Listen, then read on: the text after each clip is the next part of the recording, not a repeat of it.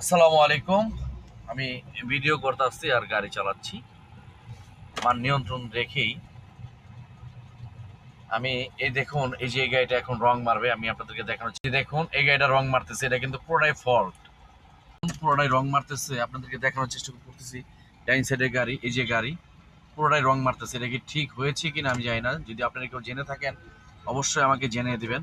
এটা কিন্তু রং মারতেছে, হ্যাঁ, সেই জন্য ভিডিওটা করেছি। তো ভালো থাকবেন, সুস্থ থাকবেন, দেখতে থাকুন। আসসালামু আলাইকুম। আমি এই যে গাড়িটা যে রং মারছে, বাই চান্স ওই ওই দূরে থেকে গাড়িটা আসলো, রং মারতেছে। রং মারাও কিন্তু একটা অপরাধ। কেন মারছে জানি না।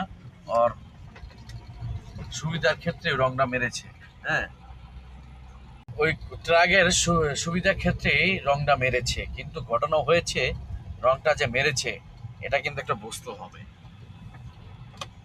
এটা একটু সামনে গেলে ইউটার্ন আছে, একটা ইউটার্ন কিন্তু ওইখান থেকেও করতে পারতো। ইউটার্ন ওইখান থেকে না করে ওই ট্রাকওয়ালা কি করেছে, এখান থেকে রংটা মেরেছে। যেন আমি যেখান থেকে এটা এখন বর্তমানে বললাম সেখান থেকে মেরেছে রংটা।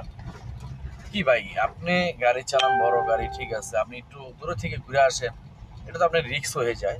বিশেষ করে এই কাজটি করাইলো যারা ভালো ট্রাক আছে তারা। তাই তাদের উদ্দেশ্যে বলি, ভাই, সব জায়গা থেকে রং না মারাটাই ভালো। আর আপনারা গাড়ি চালান, আপনারাও ড্রাইভার, আমরাও ড্রাইভার, ড্রাইভারের উদ্দেশ্যে বলতেছি, এইভাবে রং মারবেন না কোথাও, তাহলে দেশের বদনাম, ড্রাইভারের বদনাম। যাক, বেশি বকবক করে ফেললাম। সব ভালো থাকবেন, সুস্থ থাকবেন, আর ভিডিওটি দেখতে থাকুন।